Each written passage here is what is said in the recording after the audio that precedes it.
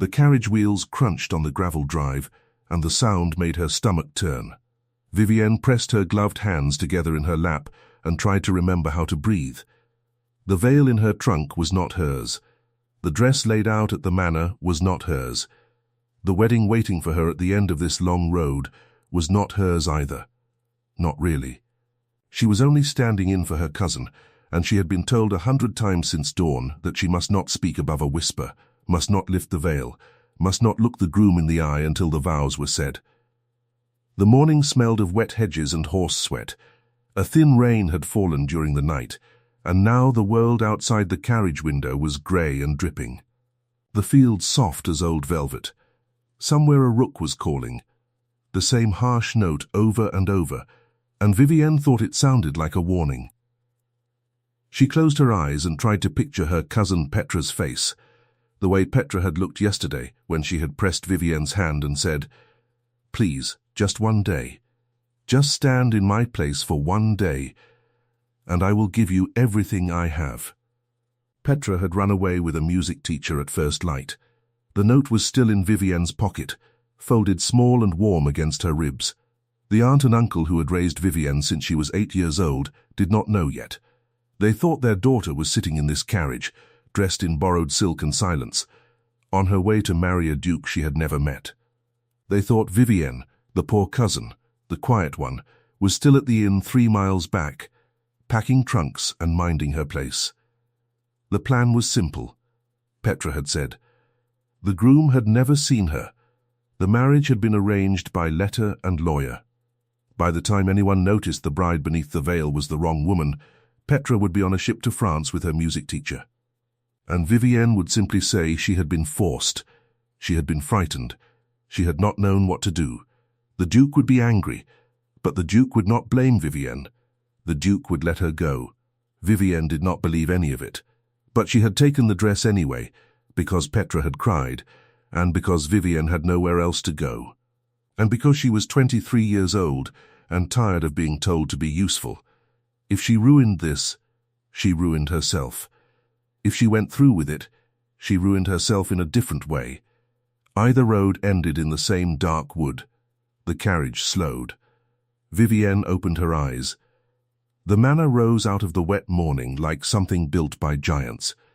All pale stone and tall windows, and a roof of dark slate that gleamed like a blade. She had never seen a house so large. She counted the windows along the front, because counting things was what she did when she was afraid, and she lost count at 32. There were gardeners on the lawn already, raking gravel, clipping the edges of the hedges. A boy in a green coat ran out to take the horses. The footman opened the carriage door. The smell of wet earth came in, and beneath it the smell of wood smoke from a chimney somewhere. Vivienne stepped down. Her shoes were too tight. The borrowed shoes, like the borrowed dress, like the borrowed life. She lifted the hem of her travelling gown and walked toward the great front doors, and a woman in grey was waiting for her there, hands folded. Mouth tight. "My lady," the woman said, "welcome to Ashworth Hall. I am Mrs. Penn, the housekeeper. His Grace asks that you take an hour to refresh yourself before the ceremony. The dress is laid out. Your maid is waiting." Mrs. Penn paused, and her grey eyes moved over Vivienne's face like a hand testing the weight of something. "You are smaller than we were told." Vivienne could not think of an answer. She nodded. The hallway inside was so quiet that her own heartbeat seemed loud. Marble floors. A long red carpet running up a staircase wide enough for 6. Candles burning even in the daytime because the morning was so dim, and the wax smelled sweet and faintly bitter, like honey left out too long. A clock somewhere ticked, deep and slow. Vivienne followed Mrs. Penn up the stairs, and her hand on the banister was shaking, and she felt for the first time, truly felt, that she was going to do this, that she was going to put on a dead woman's veil, because the dress had been the Duke's mother's, and walk down an aisle and lie before God. She had wanted, when she was a girl, to marry for love. She had stopped wanting it about the time she stopped being a child, which was the same week her father died, and the lawyer told her aunt that the house and the money were gone. She had learned to want smaller things: a warm room, a book of her own, a morning when no one called her name. The room they led her to had a fire already lit. A maid was waiting, a thin girl with red hair and quick hands, and she helped Vivienne out of her travelling clothes without speaking. The wedding gown was laid across the bed, white silk, simple, older than the fashion now, with tiny pearls at the cuffs. The veil hung over the back of a chair, long and fine as smoke. Vivienne touched it with one finger. It felt cool. It was her Grace's, the maid said softly. His Grace's mother. She wore it the day she married the old Duke. He kept it all these years. Vivienne pulled her finger away. Why? The maid blinked, as if no one had asked her that before. I do not know, my lady. He does not speak of her often. But he asked for the veil to be brought down. Vivienne sat down on the edge of the bed. The silk slid under her hand like cold water. Outside the window the rain had stopped, and a thin sun was trying to come through the clouds. Somewhere down the long hall, a door closed. Somewhere a man was waiting for her. A man she had never seen. A man who had kept his mother's veil for so many years that he was old enough now to be marrying. And she was going to walk down to him wearing it, and lie, and not lift her face.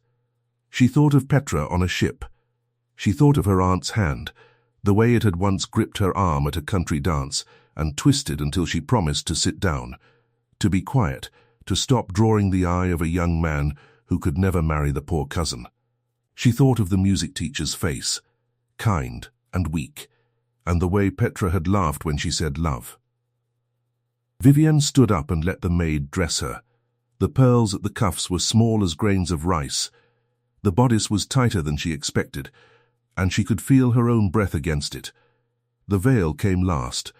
The maid lifted it over her head and let it fall, and the world went soft. As if seen through fog. Vivienne could still see, but only just.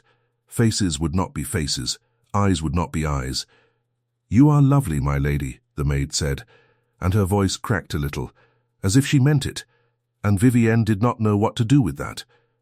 A bell rang somewhere below. Mrs. Penn appeared in the doorway. It is time.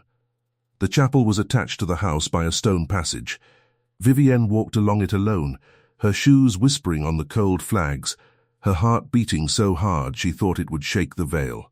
The passage smelled of old stone and beeswax, and at the far end the chapel door stood open, and she could see candles inside, and shoulders, and the dark backs of guests in their best clothes.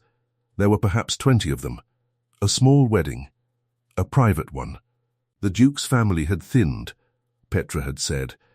There was no mother, no father. A few cousins, some friends.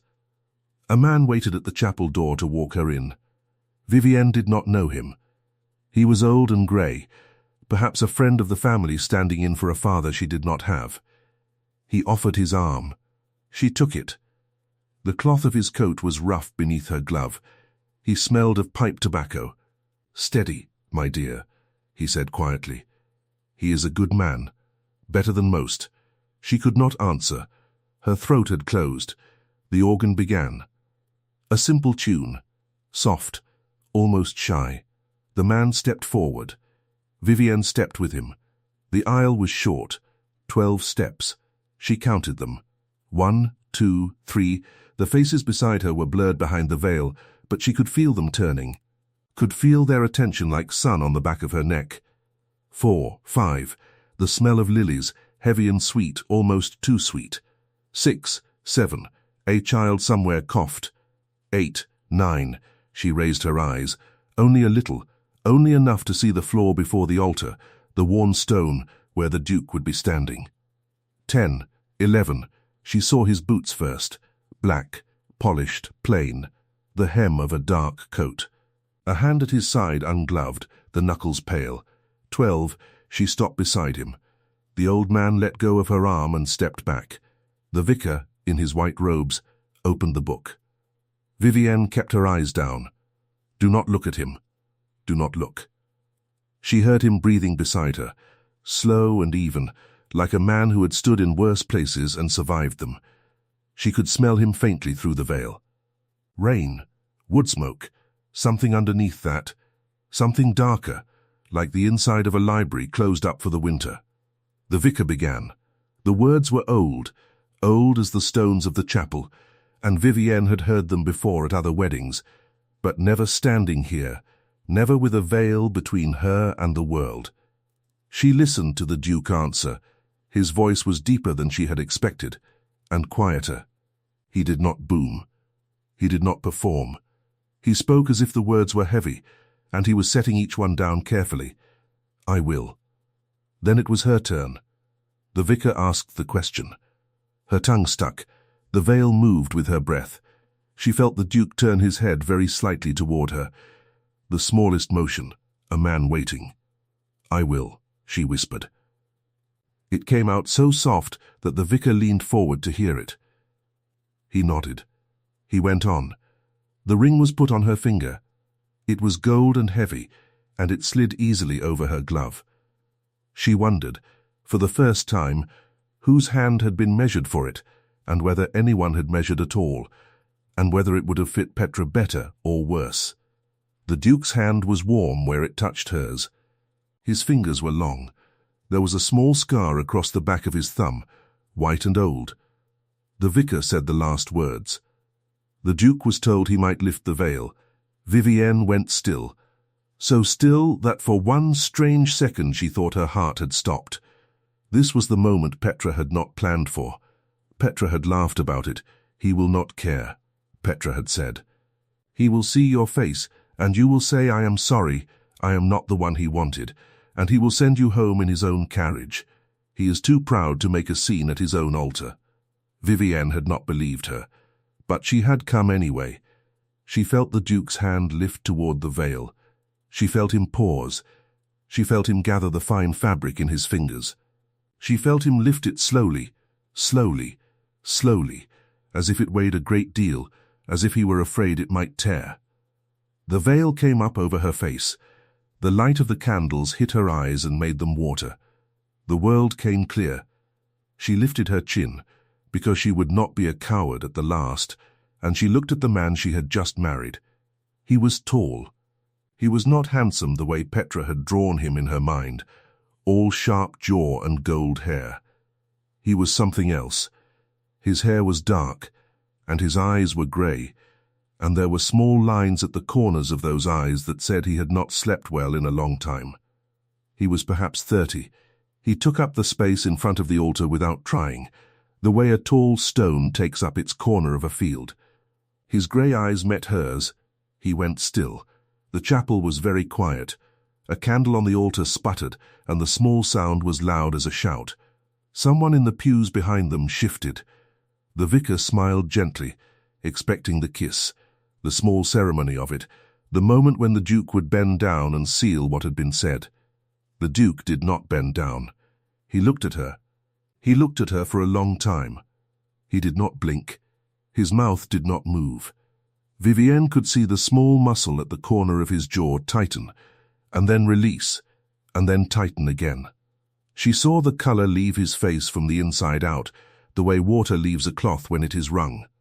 She saw his hand, the one that had lifted the veil, drop slowly back to his side. Then he said, in a voice so low that only she could hear it, Maren. Vivienne could not breathe. He had not said her cousin's name. He had not said the name on the marriage papers. He had said her name.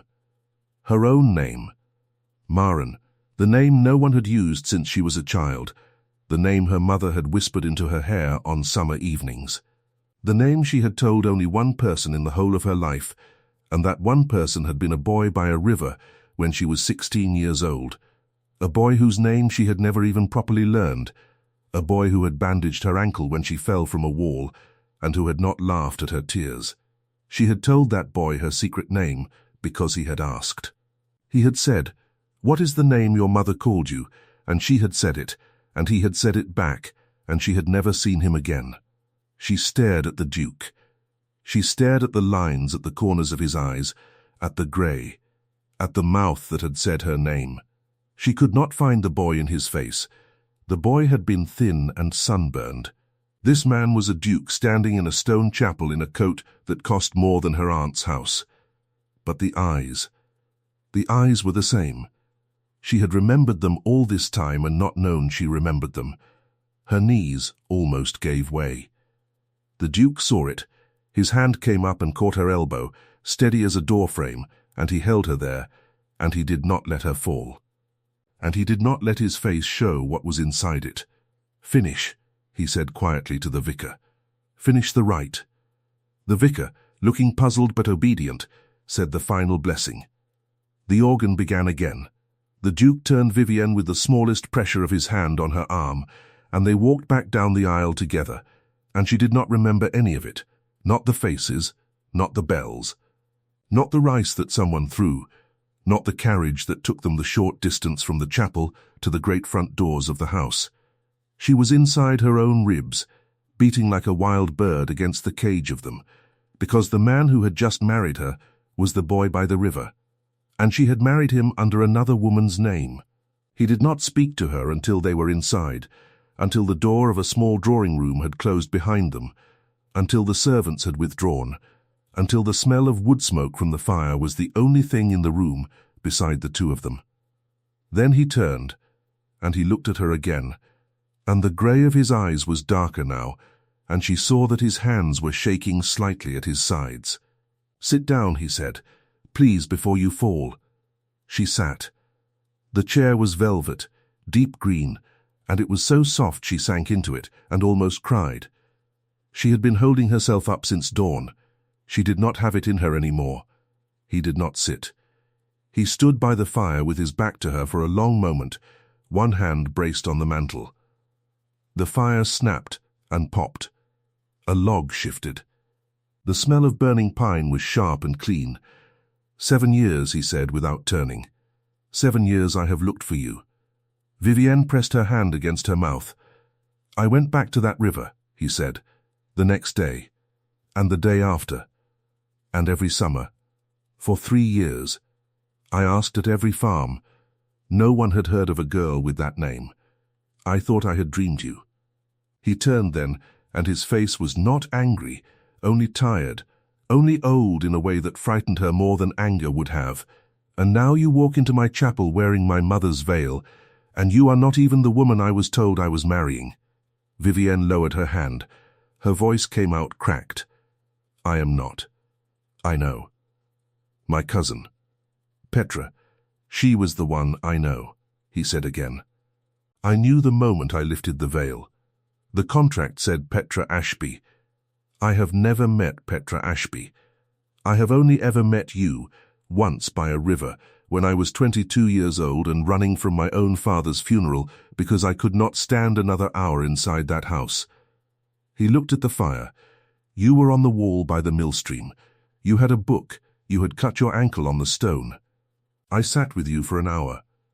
You told me your name was Maren. You would not tell me anything else. I did not know who you were. You did not ask. That was the kindest thing anyone had done for me in a year." Vivienne pressed her hands together in her lap. The borrowed ring was heavy on her finger. She did not know what to do with any of this. She had come here to be sent home. She had come here to be a placeholder and a problem and a story Petra would tell at parties in Paris. She had not come here to be known. "Your Grace," she said. "Don't. I do not even know your name." He looked at her. Something passed over his face that she could not read. "Alastair Crane," he said. "Duke of Ashworth. As of 3 years ago, when my father finally died and left me this house and the debt that nearly went with it. Alastair, yes," the fire popped. The clock on the mantel struck the hour, deep and slow. 11 chimes. The morning was not even half done. "You are angry," Vivienne said. "No, you should be." "I should," he agreed. "I am trying. I cannot find the anger. I have been looking for you for 7 years. You are sitting in my house. I am trying to be angry that you came under another woman's name, and I cannot make it stay." He pushed his hand back through his dark hair. "I will find it later, I am sure." She almost laughed. It came out as a small, broken sound, half a sob. He looked at her sharply. "Why did you do it?" She begged me. "Your cousin. She loves a music teacher. She left at dawn. They are on the Dover Road by now." Vivienne lifted her chin a little. "If you send out riders, you will catch her before nightfall. I will sign anything you put in front of me to say I was not in my right mind. I will leave. You can have the marriage set aside. Your name will not be touched. I will go." He stared at her. "Where?" he said. "What? Where will you go?" Vivienne opened her mouth, closed it. She did not have an answer.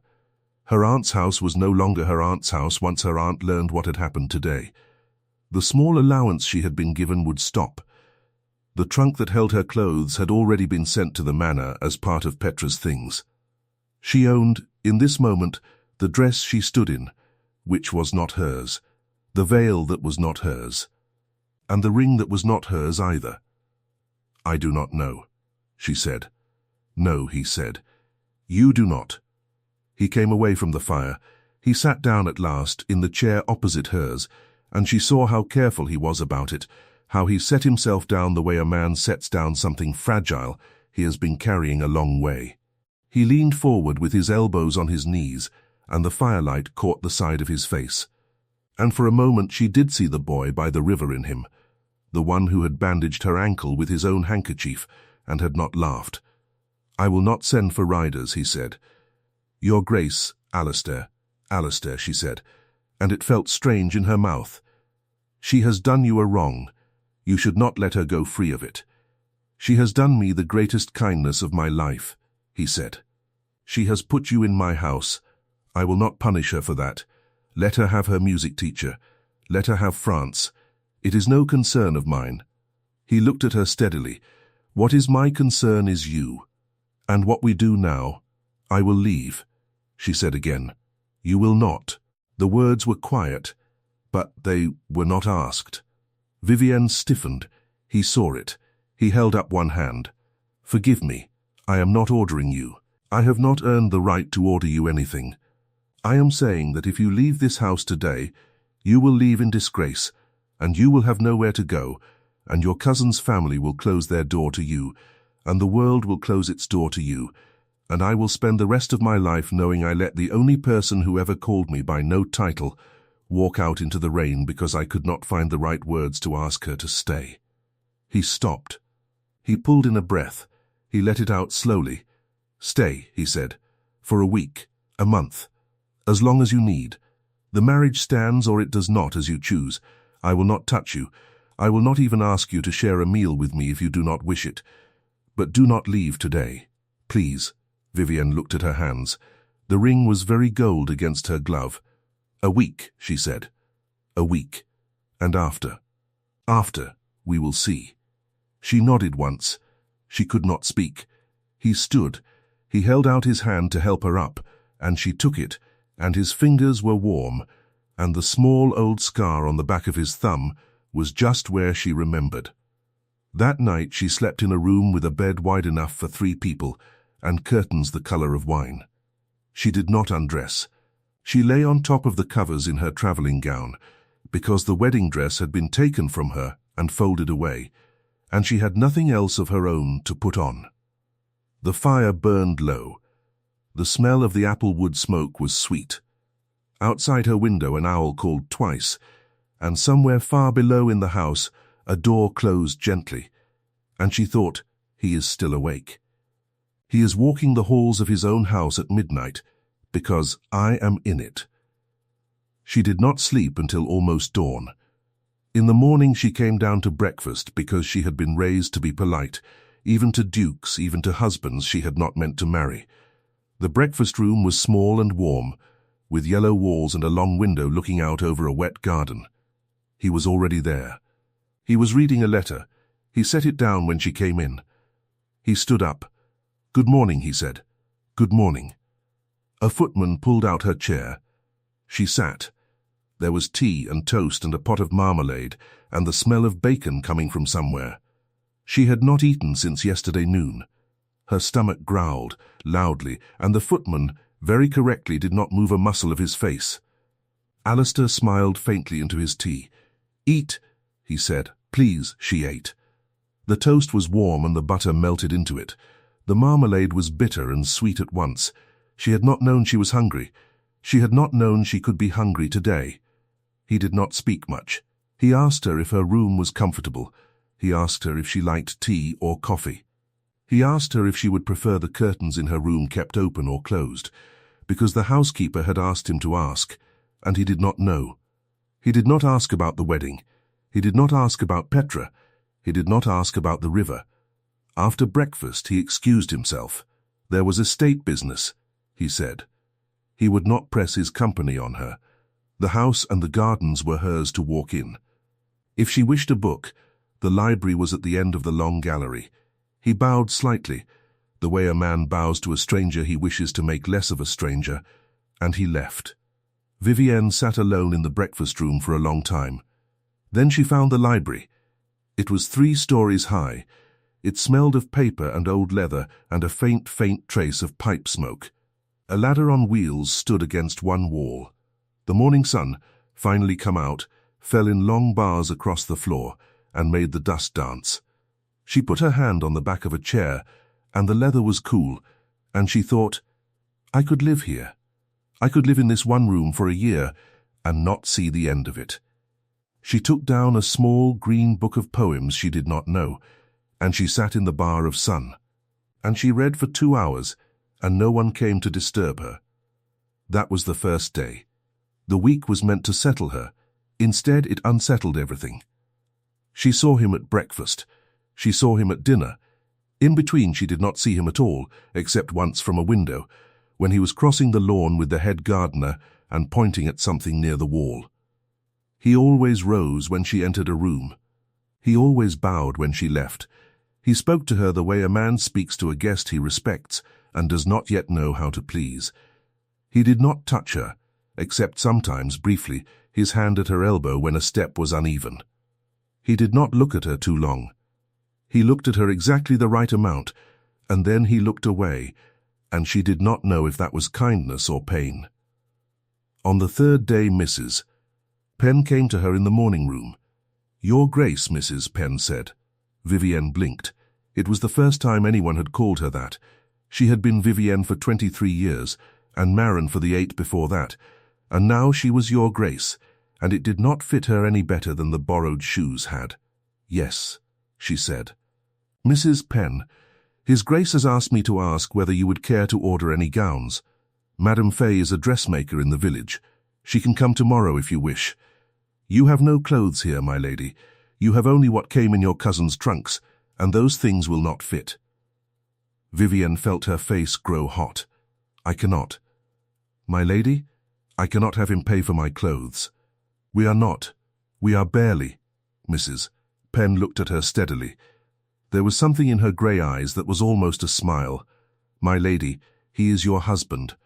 By every law of this country, whatever else is between you, he will not see you in a borrowed dress for another day, if you allow him to remedy it. He spoke of it to me last night. He was distressed by it. Distressed, yes, my lady. Vivienne sat down on the small sofa. She put her hand against her cheek. All right, she said. Madame Fay, then, tomorrow, Mrs. Penn bowed and left. The dressmaker came. Vivienne stood for hours while pins were placed and cloth was draped. She chose 3 dresses, all plain, all in soft greys and pale blues. She refused silk. She refused lace. She said yes to 1 ribbon, because Madame Fay looked at her as if she might cry if Vivienne said no to everything. The bill, when it was sent, was paid before Vivienne ever saw the number. On the 5th day she met the antagonist of her new life. She had been walking in the long gallery when a carriage came up the drive. She heard the wheels first, sharper than Alastair's carriages, drawn by horses driven too fast. She watched from the window as a woman in a dark blue travelling cloak stepped down. The woman was perhaps 40. She was beautiful in a way that had been cared for, the way a garden is beautiful when many men work in it. She did not look up at the house. She walked toward the front door as if she owned it. Mrs. Penn met Vivienne in the gallery a moment later, her face tight. Lady Margaret, Mrs. Penn said. His Grace's aunt. By marriage. She lives in London. She was not expected. His aunt. She did not approve of the marriage, my lady. She had hoped His Grace would marry her own daughter. Vivienne pressed her hand against the wall. His Grace is out riding the South Fields, Mrs. Penn went on. He cannot be reached at once. He will come as soon as I send the boy. But it may be an hour. I will see her, Vivienne said. My lady, you need not. I will see her. She went down the stairs slowly. She put her hand on the banister to steady herself. The borrowed shoes had been replaced by a plain pair of soft kid that fit her, and the dress she wore was one of Madame Fay's, pale grey, simple as water. She did not look like a duchess. She looked like the governess of a duchess. She had not asked for jewels, and Alastair had not pressed any on her. The ring was the only thing she wore. Lady Margate was in the front drawing-room. She was standing, not sitting, and she had not removed her gloves. She turned when Vivienne came in. Her eyes went over Vivienne from head to foot, slowly, as if she were pricing a horse. Well, Lady Margate said, so you are the bride. Vivienne curtsied. Don't, Lady Margate said. Don't bother. I know what you are. Sit down, girl. I will not stay long. Vivienne sat. She kept her hands folded in her lap. Lady Margate did not sit. She walked to the window and back. She stripped off one glove and tapped it against her palm. The room smelled of her perfume, sharp and floral, and too much of it. I will not waste your time, Lady Margate said. I have been told the story, some of it. The dressmaker in the village has a sister who keeps house for me, and she has a tongue, and so I know that you arrived in my nephew's chapel in a veil that was not promised to you, wearing a name that was not yours. I have come to ask one question, and I will have the truth from you, because I have no patience for anything else. Vivienne lifted her chin a little. Did he know? Lady Margate said. When he lifted the veil, did my nephew know it was you and not your cousin? Vivienne paused. The question was sharper than she had expected. It had teeth. He knew when he saw me, she said. But before. No, you swear it. I swear it. Lady Margate looked at her for a long moment. Then she laughed. It was not a nice laugh. It was short and dry, like a cough. My nephew is a fool, she said. I have always said so. He let his father bully him into running. He let his mother's ghost ruin him. He let the family lawyers tie him to a contract with the worst sort of country gentry. And now he has let a poor cousin walk into his life wearing his mother's veil and call herself his wife. He will be the laugh of every drawing-room in London by the end of the season. Vivienne did not answer. Lady Margate came closer. She bent slightly, so that her face was on a level with Vivienne's. Her perfume was suffocating now. You are nothing, my dear, she said. Her voice was soft, almost kind. You are a stain that has fallen on a good name. You should have the decency to take a horse and ride out of this house tonight and be drowned in the lake on your way. It would save us all a great deal of trouble. He could mourn you prettily and bury you in the family ground, and marry someone proper before the year was out. Do you understand me? The room was very quiet. Vivienne could hear the small fire on the grate. She could hear her own breath. She could smell the lilies on the side table, the ones that had been cut yesterday and were beginning to brown at the edges, and she could feel the silk of the chair beneath her hand, and she could taste, faintly, the iron of her own bitten tongue. She did not cry, she did not stand, she did not raise her voice. She looked Lady Margate in the eye, and she said, very quietly, No, no, I will not drown for your convenience, my lady. I will not leave because you wish it. I do not know yet whether I will stay. That is between me and my husband. It is not between me and you. Vivienne stood up then. She was shorter than Lady Margate, but she stood very straight. You came here to find out whether your nephew had been tricked. He had not. The wrong has been done to him, not by him. If you love him, as you say, you will speak gently of his wife in London, because she has a name now, and that name is his. If you do not love him, you will at least be quiet. Because the alternative is to make him a laughingstock by your own tongue, and I do not think his pride would forgive you that. Lady Margate stared at her. Vivienne curtsied, properly this time, the way her aunt had taught her years ago. "Thank you for calling," she said. "I will tell my husband you came." She walked out of the drawing room. She did not look back.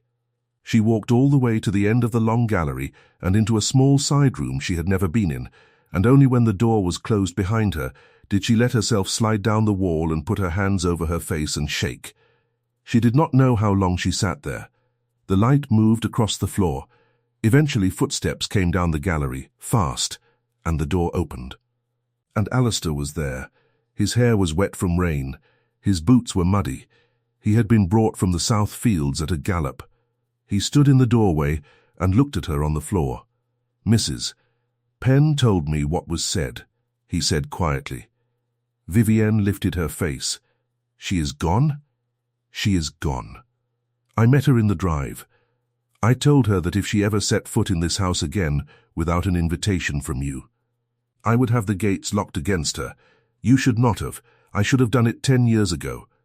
He came in and closed the door. He did not crouch in front of her. He sat down on the floor beside her, his back against the wall, his long legs stretched out, his coat still wet. He smelled of rain and horses and the cold outside. For a long time, neither of them spoke. "I did not cry," Vivienne said at last. "I know. I wanted to. After, not in front of her. I know."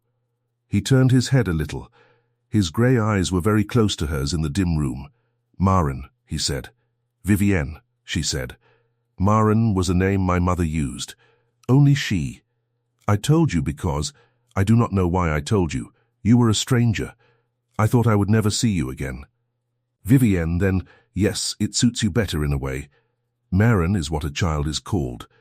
He looked at the wall opposite. "But Maren is what I have called you in my head for 7 years. You will have to forgive me if it slips out." She almost smiled. It felt strange on her face. The week passed. He did not ask her to decide anything. She did not ask him to. She walked in the gardens. She read in the library. She rode out one morning on a quiet bay mare, and came back windblown and laughing for no reason she could name, and Alastair, watching her from the stable yard, did not say anything. But Mrs. Penn told her later that he had stood there a full minute after she had gone inside. On the 8th day, she did not leave. On the 15th day, she still had not left. On the 20th day, she came down to dinner in one of Madame Fay's blue gowns, and Alastair stood up when she entered, and he looked at her, and he said, "You look well tonight," and she felt her face grow warm, and she said, "Thank you," and she sat down, and he sat down, and they ate, and they talked about nothing important. And she realized halfway through the soup that she had not thought of leaving in 3 days. That night, she could not sleep. She got up. She put on a wrapper over her nightgown, and she went down the long gallery in her bare feet, because the floor was warm from a day of sun, and she went to the library, because she had been reading a book of letters and she had left it on a chair. The library was not empty. Alastair was sitting in the armchair by the fire. He was in his shirt sleeves. The shirt was open at the throat. He had a book in his lap, and a glass on the small table beside him, and the fire was low, and he did not see her at first. She stopped in the doorway. He looked up. He did not stand. He did not bow. He simply looked at her, and the firelight moved over his face, and the lines at the corners of his eyes were softer than she had ever seen them. "I could not sleep," she said. "Nor I. I came for a book. It is on the chair by the window. I moved it. I am sorry. I did not mean to read it without asking. I only meant to see what you had chosen." She crossed the room. She picked up the book. She held it against her chest. The fire popped. A log fell. Sparks rose. The room smelled of old paper and the faint sweetness of the brandy in his glass and the cleaner, cooler smell of him underneath. "Sit," he said, "if you like. I will not speak if you do not wish me to." She sat, in the chair across from his. She put the book on her knees, but she did not open it. The fire made a small, soft sound. Somewhere outside, an owl called. I have been here 3 weeks, she said. You have. I have not said whether I will stay. You have not. She looked at the fire. Her throat was tight. There is something I learned this morning, she said, from the head gardener. He is a talkative man. I think you do not always know how talkative. He is the most talkative man on my estate. He told me, she said carefully, that 2 weeks ago you sent a letter to a place in Dover, a small post house on the road to the coast, with a sum of money in it, for a woman named Petra Ashby. He saw the letter on your desk before it was sealed. He told me because he was proud of you. He thought I should know what sort of man my husband was. Alastair did not move. You sent her money, Vivienne said, my cousin. The woman who left you at the altar. You sent her enough to live on for a year. It was not enough to live on for a year. It was enough to keep her music teacher from sending her back to her mother. Why? Because she had been kind enough to leave, Alastair said. He did not look at her. He looked at the fire. If she had stayed, I would have married her. I would have spent my life with her. I would never have found you again. She did not know that. She thought she was running from me. She was running toward something she wanted, and on the way she gave me back something I had lost, and I would not have her starve for it. That is all. You never told me. It was not yours to know. Or hers either. It was between her and me. The gardener saw. The gardener should have minded his own business. But there was no anger in his voice. There was something almost like fondness. Vivienne pressed her hand against her mouth. You are crying, he said quietly. No, you are. Only a little. He did not move from his chair. He did not come to her. He did not try to hold her. He only sat there and watched her and waited. And after a long time she lowered her hand, and she said, Alastair, yes, I will stay. He closed his eyes. He kept them closed for a long moment. When he opened them again, the grey was wet. Thank you, he said. That is all, she said. That is all I came to say. I will go back to my room now. She did not move. He did not move. The fire burned low. Outside, the owl called again, and was answered, somewhere far across the park. The clock on the mantel struck 2, deep and slow. Vivienne, he said, at last. Yes, I have waited 7 years. I will wait 100 more if I must. But will you give me your hand? Only your hand. For a moment, she held it out. He took it. He turned it over, palm up, and he looked at it. At the small white scar across the base of her thumb, where she had cut herself on the wall by the millstream when she was 16. He had not seen it since the day he had bandaged it with his handkerchief. He had not been certain it was still there. It was still there. He bent his head over her hand. He did not kiss it. He simply pressed his forehead against the inside of her wrist for 1 moment, and she felt the heat of him there, and the small roughness of the morning's beard, and his breath, slow and even, like a man who has at last come home. When he straightened, his eyes were dry, and his mouth was almost smiling. Go to bed, he said softly. I will see you at breakfast. She stood. She walked to the door. At the door she turned. Alastair, she said. Yes, I am glad it was you. At the altar, I am glad I wore the veil. She went out. She climbed the stairs. She got into the great bed in the room with the wine-coloured curtains, and for the first time in 3 weeks she slept all the way through until morning. Spring came late that year. The lawns were slow to green. The hedges took a long time to fill.